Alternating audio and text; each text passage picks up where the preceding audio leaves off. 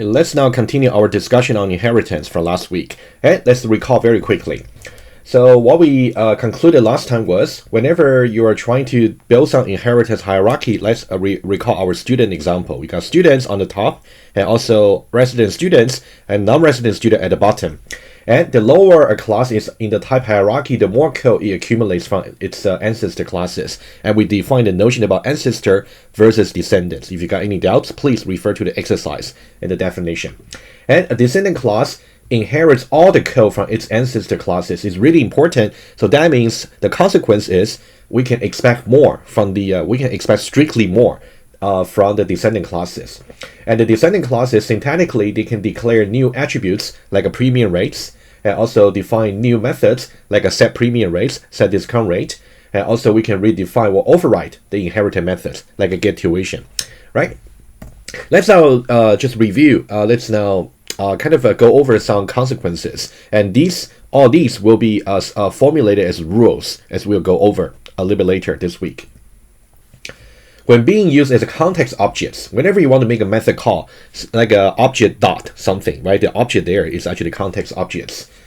Instances of a class, of a descendant class, has a wider range of expected usages because they got more code that you can actually invoke, more attributes or more methods. This is something I will just go over in the next slide, with some example. Given a reference variable, which is expected to store the address of some objects, and we may substitute it with an object of any of its descendant classes. So this is something I want you to just understand a little bit intuitively, right? Let's see some example here. If we are expecting a smartphone objects, let's say, what can we assign to a smartphone object variable? What kind of object's address can we store in a smartphone object's reference variable? So we can substitute it by either iPhone 13 Pro or Samsung. So how do we know? Let me just remind you very quickly about a diagram that we went over. Let's say here, if we declare a smartphone reference variable, right? So what kind of address can we store into the smartphone? Basically, we can store the address of objects of type of any of its descendant classes. For example, smartphone over here, what will be its descendant classes? Well, it actually contains the entire hierarchy, a type hierarchy over here, as we did in the exercise, right? It's about the ancestor, the descendants for the smartphone will just be every class, right? So that means when we're expecting to store some address into the smartphone reference variable, what can we assign that into? We can do any of the descendant classes over here in the hierarchy. So it's very accommodating the type, right? That's something we'll formulate as a substitution rule a little bit later this week. Okay, that one just to give you some intuition. So this will be the justification you should always keep in mind. And that justification kind of corresponds to our intuition about the polymorphism, which I also went over last week. A descendant class contains at least as many methods as defined in its ancestor classes, but not vice versa. So now, if I actually simply want to substitute, let's say for example, if I just want to substitute, let's say iPhone 13 Pro, let's say I declare some variable of this type, can I substitute iPhone 13 Pro by a smartphone? The answer is no, because if you did it, in that case, the smartphone simply just cannot support certain iPhone 13 Pro specific attributes or methods. For example, quick take. Right, so this discussion here corresponds to what we said about the intuition for polymorphism. Please review that if you got any doubts. But we're gonna formulate this as a rule for substitution today, this week. All right, so that's about a very quick review about what we said last week about inheritance. So starting from this week, we'll do part 2.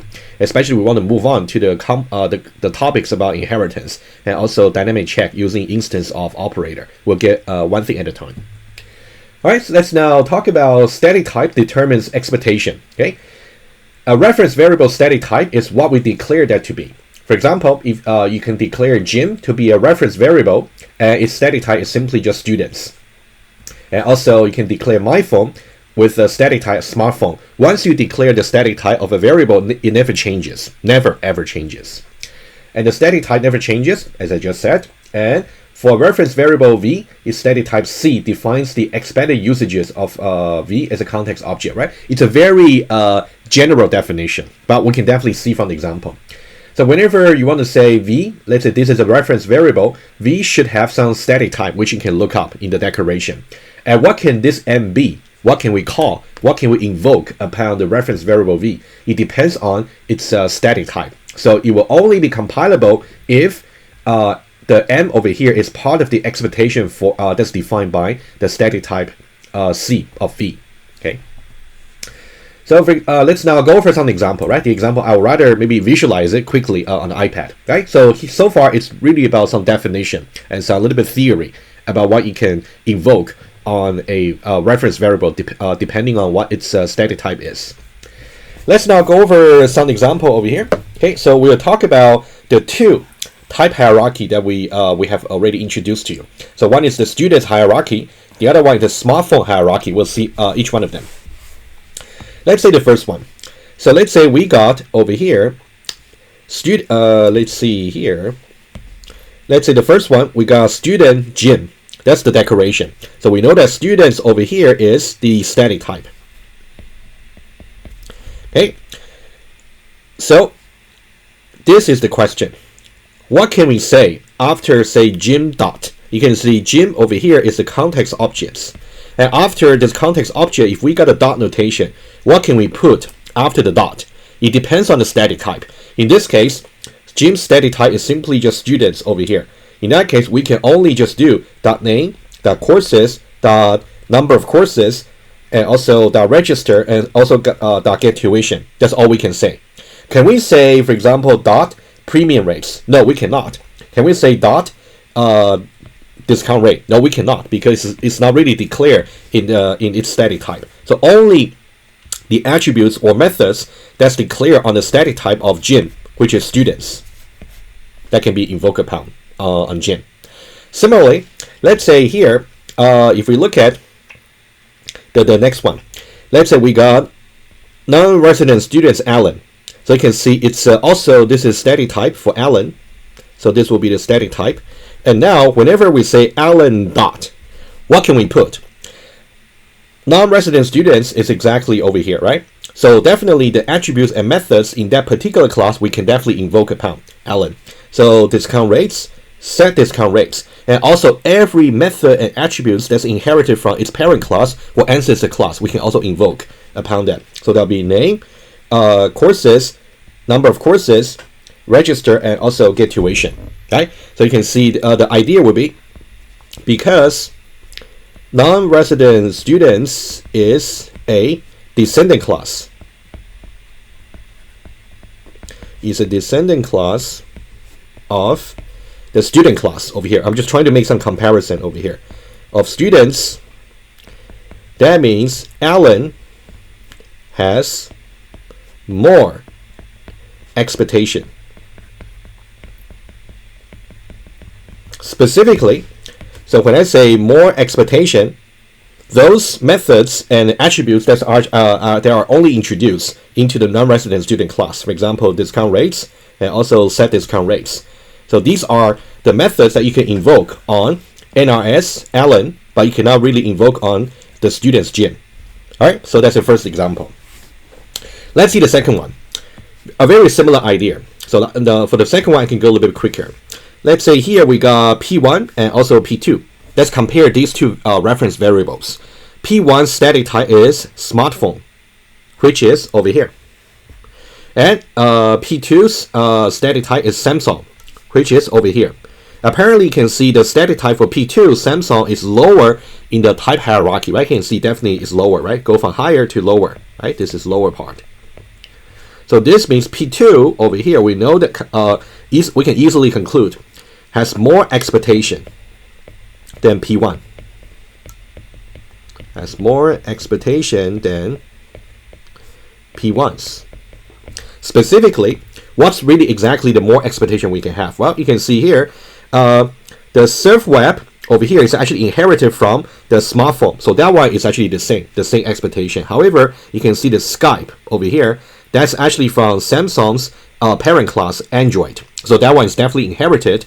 And also the site sync. So these are the two methods which you can invoke on the Samsung reference variable P2, but you cannot really invoke either Skype or SideSync on P1, which is of static type smartphone. Smartphone can only support dial and surf web, but conversely, can you actually invoke P2 dot dial and P2 dot surf web? The answer is yes, you can, because all these along the ancestor path over here, parents and also grandparents. So that's the ancestor path. So all the attributes and methods that's declared in the ancestor classes, you can definitely invoke them on the Samsung static type.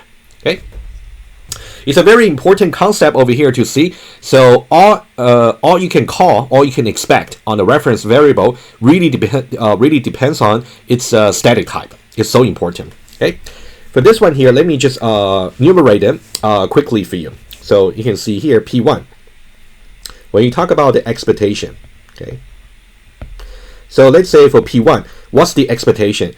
P1 has the static type smartphone. So that'll be just dial and surf web, right? So that's going to be dial and surf web. And what about P2? P2, the static type is actually Samsung. Right, so P2, whatever that can be expected on P1, its ancestor, we can also expect it on P2 because they're all inherited, they're all accumulated. So for P2, definitely we can say dial and we can say surf web, but we got some additional expectation on P2. For example, Skype and also SideSync, as I said. So we also got Skype and also we got SideSync. So you can see here whatever I highlight over here in common. So these are the common expectation between P1 and P2. But these orange ones, they are the additional expectation that we can have on P2. Okay, let me just write it down, and then we are done with this example here. So you can think about these two over here. So these are the additional expectation. Additional expectation on P2, not P1. Alright, so the main lesson for you to learn from this exercise over here is whenever you see the declared static type of a particular variable, you should know what its corresponding expectation should be. And very often, you, for example, see here for Alan, given that its static type is actually somewhere lower in the hierarchy, so you have to figure out the expectation that's accumulated from its ancestor path. And in the case of Samsung, for example, over here, you also got to figure out the expectation along its ancestor path. That's the tricky thing you have to figure out. And very often, let's say given two reference variable where the static type for one is simply maybe the descending class of the static type of the other. In that case, you have to know like which one actually got wider or more expectation, and for sure it should be the one with the descending class static type. And similarly, like a Samsung got wider expectation band than the smartphone over here. Alright, so that's about the first little topic that we want to talk about for this week. And if you refer to the slides, you can also go over the example which we just visualized. And let's now talk about some formal rules about variable substitutions.